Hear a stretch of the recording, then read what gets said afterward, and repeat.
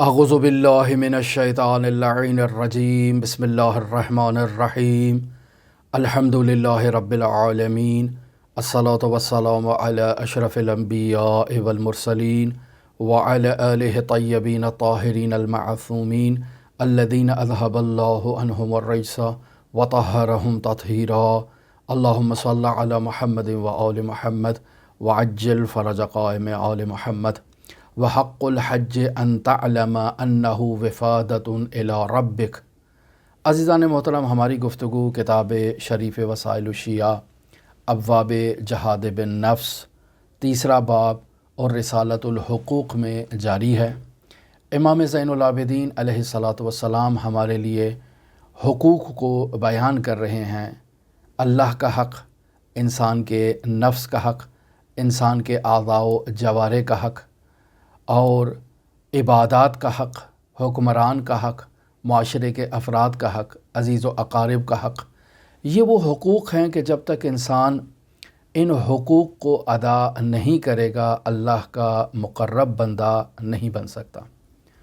لہٰذا حضرت سید الاوصیاء امیر المؤمنین علی بن ابی طالب علیہ آلاف و تحیت و ثنا کے مشخصات اور خصوصیات میں سے ایک حق مدار ہونا ہے۔ علی ابن ابی طالب علیہ آلاف و تحیت و ثنا معیار حق ہے، اور حق پر چلنا، حق پر چلنے کی تاکید کرنا علی ابن ابی طالب علیہ آلاف و تحیت و ثنا کی اور ان کے شیعوں کی خصوصیات میں شامل ہے۔ لہٰذا حق پرست امیر المؤمنین اور امیر المؤمنین کے شیعہ ہیں۔ ہم اگر اپنے گریبان میں جھانک کر دیکھیں اور ان حقوق کی طرف اگر نگاہ دوڑائیں، ایک اجمالی سی نظر بھی اگر ڈالیں ان حقوق کے اوپر جو امام زین العابدین علیہ الصلاۃ والسلام نے بیان کیے، تو بخوبی اس بات کا اندازہ ہو جائے گا کہ ہم ان حقوق سے کوسوں دور ہیں۔ بس اوقات تو ایسے حقوق ہیں جن کا ہمیں علم ہی نہیں ہے۔ آج امام زین العابدین علیہ الصلاۃ والسلام کی اس حدیث سے ہم جس نقطے پر پہنچے ہیں وہ حج کے حقوق ہیں جو انسان مومن نے ادا کرنے ہیں۔ حج کے ایام قریب ہیں، لہٰذا بہتر ہے کہ ان حقوق پر توجہ کی جائے۔ اگرچہ حضرت امام زین العابدین علیہ الصلاۃ والسلام نے یہاں نہایت ہی مختصر انداز میں اس حق کو بیان کیا، لیکن ہم تھوڑا اس حق کے بارے میں امام زین العابدین علیہ الصلاۃ والسلام کے ایک دوسرے کلام کا بھی سہارا لیں گے۔ ارشاد فرماتے ہیں وحق الحج ان تعلم انہ وفادۃ الی ربک۔ حج کا حق تمہاری گردن پر یہ ہے کہ تمہیں معلوم ہونا چاہیے کہ یہ حج اللہ کا ایک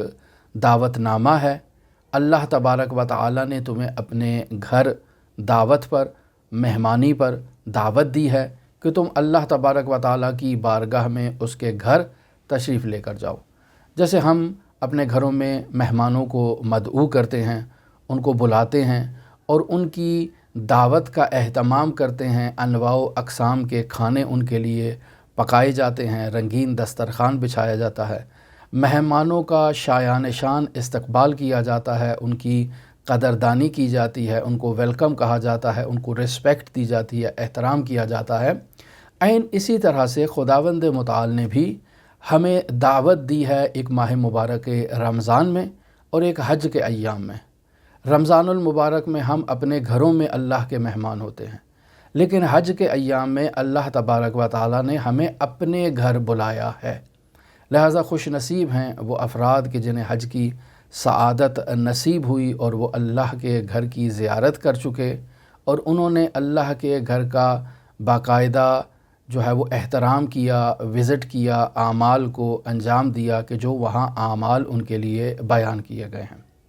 لہٰذا وحق الحج، حج کا حق یہ ہے ان تعلم انہ وفادۃ الی ربک۔ حج کا حق یہ ہے کہ آپ کو علم ہونا چاہیے کہ یہ اللہ تبارک و تعالیٰ کی دعوت ہے جو اس نے آپ کو دی ہے۔ وفرار الیہ من ذنوبک، اور آپ کا فرار کرنا ہے اپنے گناہوں سے اللہ تبارک و تعالیٰ کی جانب۔ بطور معمول انسان جب کسی چیز سے خائف ہوتا ہے تو اس سے فرار کر جاتا ہے، بھاگ جاتا ہے۔ مثلاً ایک شیر آ رہا ہے، میں نے دیکھا دور سے کہ شیر آ رہا ہے تو اسے دور سے دیکھ کر ہی میں فرار کر گیا اور بھاگ گیا کہ کہیں یہ مجھے دبوچ نہ لے، کہیں یہ شیر مجھے چیر پھاڑ نہ دے۔ یہ اسی طرح دوسرے ایسے وحشی حیوانات جنہیں دیکھ کر میں فرار کر جاتا ہوں، تو یہ فرار کرنا خوف کی علامت ہے کہ انسان خائف ہے اس چیز سے جسے دیکھ کر وہ فرار کر رہا ہے۔ لہٰذا انسان حقیقت میں اگر اپنے گناہوں کی وحشت کو دیکھے اور اپنے گناہوں کی ملکوتی تصویر کو مشاہدہ کرے تو حقیقت میں انسان اپنے گناہوں سے فرار اختیار کرے گا، اور گناہوں سے فرار اختیار کرنے کے بعد انسان کو ایک پناہ گاہ کی ضرورت ہے کہ جہاں انسان نے جا کر پناہ حاصل کرنی ہے، اور بہترین پناہ گاہ حضرات ائمہ معصومین علیہم الصلاۃ والسلام کے حرمہائے مطہر اور خداوند متعال کا بیت یعنی اللہ کا گھر ہے، مساجدیں ہیں، اور اسی طرح سے امام بارگاہیں ہیں کہ جہاں انسان اللہ کا ذکر کرتا ہے، اللہ کے اولیاء کا ذکر کرتا ہے، اللہ کی تعلیمات کو احیاء کرتا ہے۔ لہٰذا حج جو ہے وہ فرار الیہ من ذنوبک، کہ آپ کا اپنے گناہوں سے اور اپنے گناہوں کے خوف سے اللہ تبارک و تعالیٰ کی طرف فرار کرنا، یہ حج ہے۔ لہٰذا انسان حاجی کو اس بات کی طرف توجہ دینی چاہیے کہ اسے اللہ تبارک و تعالیٰ نے دعوت دی ہے اور انسان اپنے گناہوں سے اللہ کی طرف فرار کر رہا ہے تاکہ یہ گناہ جن کی وحشت سے میں خوف زدہ ہوں، ان کی وحشت سے امان حاصل کر لوں۔ وفیہ قبول و توبتک، اور حج وہ دعوت ہے کہ جس دعوت پر جب آپ جاتے ہیں تو آپ کا جو میزبان ہے اس کی ذمہ داری ہے کہ وہ مہمان کا احترام کرے، اکرام کرے۔ تو اللہ تبارک و تعالیٰ اس دعوت پر آنے والے اپنے تمام مہمانوں کی مہمان نوازی اس انداز میں کرتا ہے کہ اللہ تبارک و تعالیٰ ان کے گناہوں کو معاف کر دیتا ہے۔ وَقَضَاءِ الْفَرْضِ الَّذِي أَوْجَبَهُ اللَّهُ عَلَيْكَ، اور حج در واقع اس وظیفے کی ادائیگی بھی ہے جو اللہ تبارک و تعالیٰ نے ہمارے ذمے فرض کیا ہے، یعنی حجۃ الاسلام، جو ہماری فقہ جعفریہ کے مطابق زندگی میں ایک دفعہ اپنی شرائط کے ساتھ واجب ہوتا ہے، اور اگر شرائط نہیں ہیں اور اگر کوئی شخص حج پہ چلا جاتا ہے تو اس کا حج مستحب بھی ہوگا، اس پر واجب نہیں ہوگا۔ لہٰذا اس کی شرائط کا پورا ہونا یہ نہایت ضروری ہے حج کے وجوب کے لیے، اور جب کسی شخص پر وہ شرائط واجب ہو جاتی ہیں یعنی پوری ہو جاتی ہیں اور حج اس پر فرض ہو جاتا ہے اور اس کا حج حجۃ الاسلام کہلاتا ہے، تو اب اس صورت میں اس شخص کا اللہ کی دعوت پر لبیک کہنا اور اللہ تبارک و تعالیٰ کے گھر جا کر اللہ کی مہمانی میں مہمان بن جانا، یہ اس مہمان کے اوپر فرض ہے جسے اللہ تبارک و تعالیٰ نے اس پر فرض قرار دیا ہے، واجب قرار دیا ہے، حجۃ الاسلام قرار دیا ہے۔ لہٰذا یہ حج کے ایام میں مکہ جا کر اپنے فرض کو ادا کرتا ہے۔ یہ وہ جملہ تھا جو امام زین العابدین علیہ الصلاۃ والسلام نے رسالۃ الحقوق میں حج کے حقوق کے بارے میں بیان کیا۔ لیکن اگر ہم دیکھیں تو عرفان حج اور اسرار حج کے عنوان سے ہمارے علماء نے بہت سے مطالب کو تحریر کیا، بہت سی احادیث کو نقل کیا۔ آیت اللہ مرزا جواد آغا ملقی تبریزی اپنی کتاب المراقبات فی اعمال السنہ کے اندر صفحہ نمبر 382 سے 399 کے دوران حضرت امام زین العابدین علیہ الصلاۃ والسلام سے حج کے اسرار کو تحریر فرما رہے ہیں ایک روایت کے تحت، کہ حضرت امام زین العابدین علیہ الصلاۃ والسلام اس روایت میں گویا کہ یوں فرما رہے ہیں کہ اگر کوئی حاجی حج کے ایام میں ان نیتوں کے ساتھ اور ان اغراض و مقاصد کے ساتھ وہ حج کو انجام نہیں دیتا تو گویا کہ اس نے حج ہی نہیں کیا ہے۔ اور یہاں جو امام زین العابدین علیہ الصلاۃ والسلام نیت کا تذکرہ کر رہے ہیں کہ جب تم فلاں عمل کرو تو تمہاری یہ نیت ہونی چاہیے، تو یہاں مراد یہ نہیں ہے کہ اس نیت کو ہم اپنے دل سے عبور دیں۔ جیسے نماز پڑھتے وقت اکثر مؤمنین سوال کرتے ہیں کہ ہماری نیت کا زبان پر آنا ضروری ہے، تو کہا جاتا ہے نہیں، زبان پر آنا ضروری نہیں ہے۔ مثلا میں زبان سے کہوں کہ 2 رکعت نماز فجر پڑھتا ہوں واجب قربتاً الی اللہ، یہ زبان سے کہنا ضروری نہیں ہے۔ اگر میرے دل میں یہ الفاظ گزر جائیں تو یہ کفایت کرتا ہے۔ اور پھر فقہا یہ بھی کہتے ہیں کہ ضروری بھی نہیں ہے کہ انسان کے دل سے عبور کریں، انسان کو معلوم ہونا چاہیے کہ وہ کیا کرنے لگا ہے۔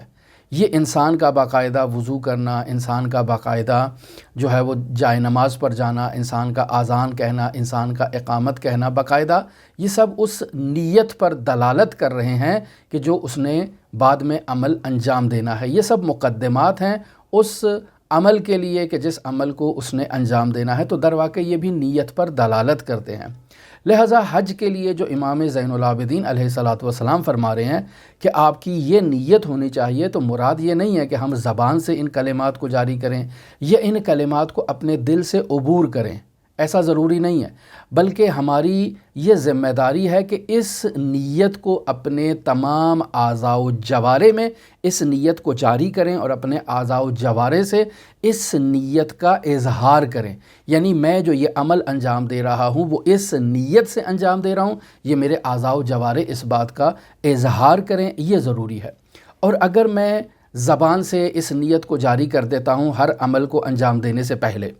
یا دل سے لاعقل ان کلمات کو عبور دیتا ہوں عمل کو انجام دینے سے پہلے، لیکن میرے اعضاء و جوارح اس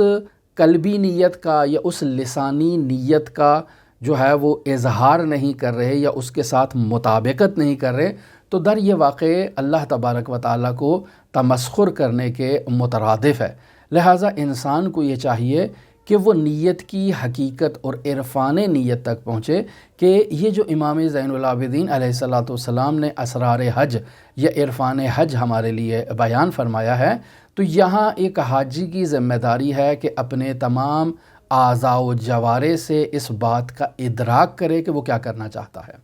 اور امام زین العابدین اسے کس بات کی طرف متوجہ کرنا چاہتے ہیں۔ لہٰذا سب سے پہلے جو مقدمتاً آپ کی خدمت میں اس حدیث کو یا اس حدیث سے کچھ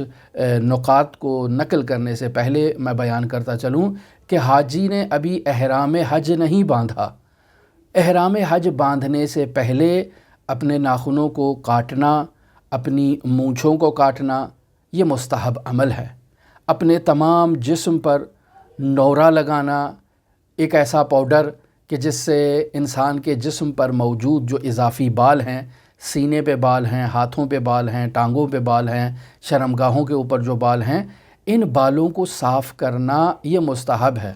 اور نورا لگانے کی فضیلت سے متعلق ہم پہلے ایک گفتگو بیان کر چکے ہیں کہ اسلامی تعلیمات میں آداب اسلامی کے اندر یہ بیان کیا گیا ہے کہ ایک مومن کی یہ ذمہ داری ہے کہ وہ اپنے جسم کے تمام اضافی بالوں کو صاف کرے۔ لہٰذا نورا لگانا مستحب ہے۔ حضرات ائمہ معصومین علیہ السلام کی سیرت طیبہ میں اگر ہم مشاہدہ کریں تو حضرات ائمہ معصومین علیہ السلام کی حیات طیبہ میں یہ ملتا ہے کہ وہ ایک لنگوٹ باندھ کے جو گھٹنوں تک یا زانوں تک ہوتا تھا، اس کو باندھ کے وہ حمام میں اور غسل خانے میں تشریف لے جاتے تھے، اور پھر اس شخص کو کہ جو وہاں کا متولی تھا، اور قدیم زمانے میں حماموں میں اور غسل خانے میں ایسے افراد موجود ہوتے ہیں جو یہ سروس فراہم کرتے ہیں، اسے کہا کرتے تھے کہ وہ امام کے بدن مبارک پر نورا لگائے تاکہ وہ اضافی بال جو بدن پر آ جاتے ہیں وہ بال ختم ہو جائیں، مثلاً چھاتی پر، سینے پر، ہاتھوں پر، پیروں پر وہ لگائے۔ اور جب وہ لگا لیتا تو پھر امام اس کو کہتے کہ اب آپ تم یہاں سے چلے جاؤ، اور پھر باقی بدن مبارک پر خود حضرت نورا لگایا کرتے تھے۔ تو یہ باقاعدہ آداب اسلامی میں اس کا ایک علیحدہ چیپٹر ہے، ایک علیحدہ باب ہے۔ اور حج کے ایام میں بھی حاجی کے لیے مستحب ہے کہ وہ احرام باندھنے سے پہلے اپنے بدن پر نورا لگائے اور یہ اضافی بالوں کو اپنے بدن سے زائل کرے، پھر اس کے بعد غسل کرنا یہ بھی مستحب ہے حج کے احرام باندھنے سے پہلے۔ لہٰذا امام زین العابدین علیہ السلام اس نقطے کی طرف اشارہ کر رہے ہیں کہ میقات میں جب انسان داخل ہو رہا ہے یہ حاجی، تو اس کی یہ نیت ہونی چاہیے کہ یہ اپنے گناہوں سے نکل کر اللہ کی اطاعت کا لباس پہننے کے لیے آیا ہے۔ یقینی بات ہے کہ میقات میں جا کر انسان نے محرم ہونا ہے، تو پہلا جو لباس اتارنا ہے وہ لباس گناہ ہے، اور اب جو لباس انسان نے پہننا ہے وہ لباس اطاعت ہے۔ الظاہر حاجی جو ہے وہ لباس تبدیل کرتا ہے، لیکن اس بات کی طرف متوجہ نہیں ہوتا کہ میں در واقع اللہ کی اطاعت میں داخل ہونے کے لیے معصیت کے لباس کو اتارنا چاہ رہا ہوں۔ لہٰذا جب میں معصیت کا لباس اتار کر اللہ کی اطاعت کے لباس میں داخل ہوں گا تو ایسے طیب و طاہر ہو جاؤں گا جیسے ابھی ماں کے جو ہے وہ رحم سے متولد ہوا ہوں، بالکل اسی طرح سے پاک و پاکیزہ کہ جس کا کوئی گناہ نہ ہو۔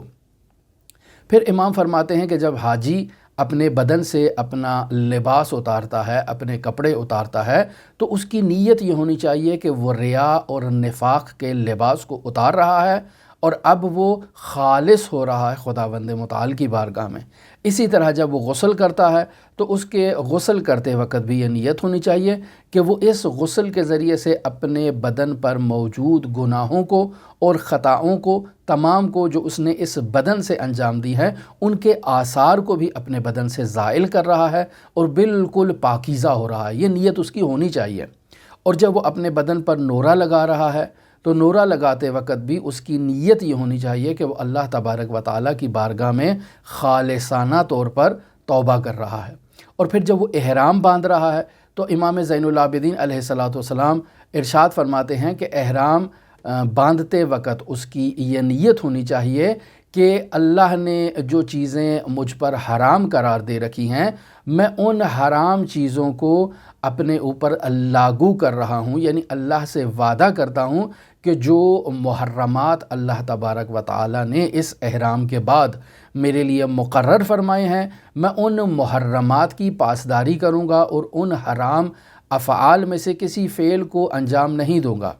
اب احرام کے بعد جب یہ حاجی میقات میں دوبارہ داخل ہو رہا ہے تو امام زین العابدین علیہ السلام فرماتے ہیں کہ یہ اس نیت سے جائے کہ میں اللہ تبارک و تعالیٰ کی زیارت کی غرض سے، میں اللہ تبارک و تعالیٰ کی زیارت کے بعد نماز کے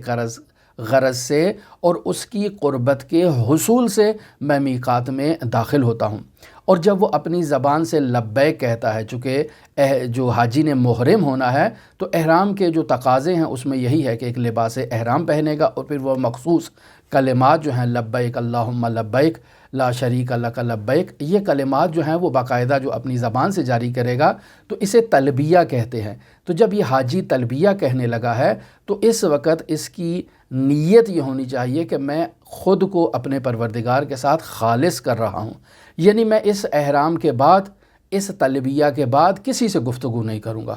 پورے حج کے اعمال میں کسی سے بات نہیں کروں گا سوائے اپنے پروردگار سے۔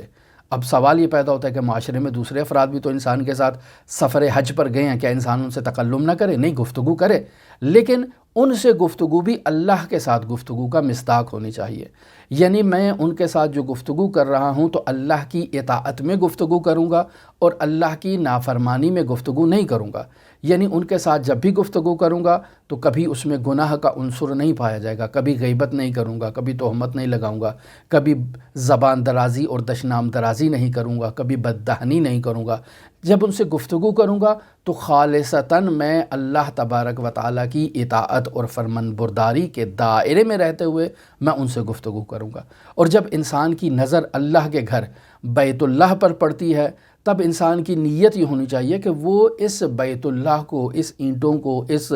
غلاف کو مشاہدہ نہیں کر رہا ہے، وہ خود اللہ تبارک و تعالیٰ کی ملکوتی زیارت کر رہا ہے۔ یہ حاجی کی یہ نیت ہونی چاہیے اور اس نیت سے وہ کعبہ کو اپنی آغوش میں لے کہ جیسے وہ اللہ تبارک و تعالیٰ سے بغل گیر ہو رہا ہے اور اللہ تبارک و تعالیٰ سے مصافحہ کر رہا ہے۔ لہٰذا حجر اسود کو لمس کرتے وقت امام زین العابدین علیہ السلام ارشاد فرما رہے ہیں کہ حجر اسود کو ایسے اپنی آغوش میں لے جیسے خود اللہ تبارک و تعالیٰ سے اس نے مصافحہ کیا ہے۔ اور جب وہ مقام ابراہیم پر توقف کرتا ہے تو اس کی نیت اللہ تبارک و تعالیٰ کی اطاعت ہونی چاہیے اور اللہ کی نافرمانی سے اور معصیت سے دوری کرنا ہونی چاہیے۔ اور جب وہ مقام ابراہیم پر نماز ادا کرتا ہے تو اس وقت بھی اس کی نیت اللہ سے دوستی اور محبت ہونی چاہیے، اللہ کے ساتھ صمیمیت اس کا مقصد ہونا چاہیے۔ اور جب وہ آب زمزم کی طرف بڑھتا ہے تاکہ وہاں کے پانی سے بطور تبرک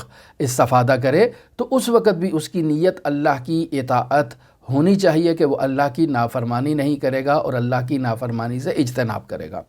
لہٰذا جب وہ صفا اور مروہ کے درمیان سعی کے لیے جاتا ہے تو وہ گویا کہ یہ نیت کرے کہ میں خوف و رجا کے درمیان سعی کر رہا ہوں۔ خوف اللہ سے ہے اور رجا بھی اللہ تبارک و تعالیٰ کی ذات پر ہے۔ سعی صفا اور مروہ کے درمیان کر رہا ہے، لیکن نیت یہ ہونی چاہیے کہ میں اللہ کے خوف سے اللہ کی امید کی طرف جو ہے وہ سفر کر رہا ہوں اور خوف و رجا کے درمیان سعی کر رہا ہوں۔ اور جب وہ منی میں جا رہا ہے تو منی میں جاتے وقت زبان کو اور اپنے دل کو اللہ کی امان میں دے، یعنی اللہ کی امان کا مطالبہ کرے، اپنی زبان سے بھی اور اپنے دل سے بھی اللہ کی امان کا مطالبہ کرے۔ اور جب وہ مقام عرفات پر وہاں جا کر توقف کرنا چاہ رہا ہے تو اس مقام عرفات پر دیکھیں، عرفہ جو ہے وہ عرفہ سے ہے۔ عرفہ یعنی معرفت، علم عرفان میں جو کلمہ عرفان استعمال کیا جاتا ہے وہ بھی عرفہ سے ہے، اور یہ جو کلمہ عرفہ ہے، وقوف عرفہ، یہ بھی عرفہ سے ہے، یعنی عرفہ سے ہے، یعنی عرفان سے ہے، یعنی معرفت سے ہے۔ لہٰذا جب انسان اس مقام عرفہ پر جا کر توقف کرتا ہے تو اس کی نیت عرفان باری تعالیٰ، یعنی اللہ تبارک و تعالیٰ کی معرفت کا حصول ہونا چاہیے۔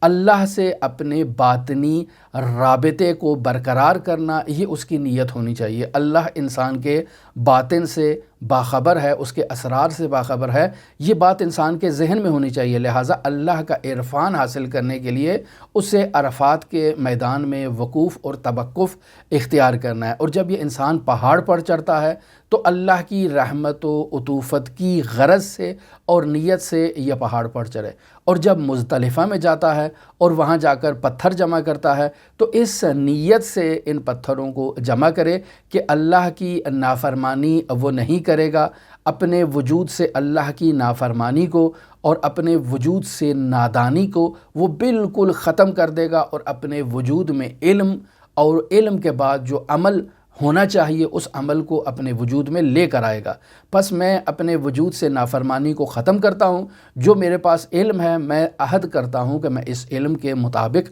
عمل کروں گا۔ اور جب وہ مشعر کی طرف جاتا ہے تو اللہ کے احسان کے حصول کے لیے وہ اس نیت سے، اس غرض سے جائے کہ میں اللہ کے احسان کا مطالبہ کرتا ہوں۔ اور اہل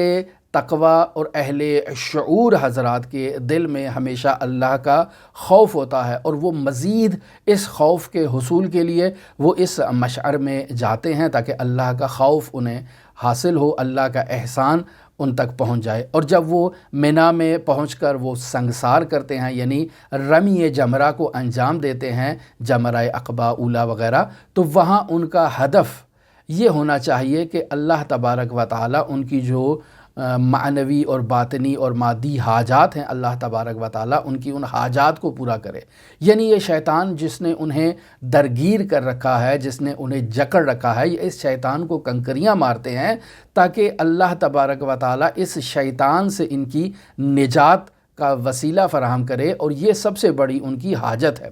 اور جب وہ مسجد خیف میں جاتے ہیں جو ایک نہایت ہی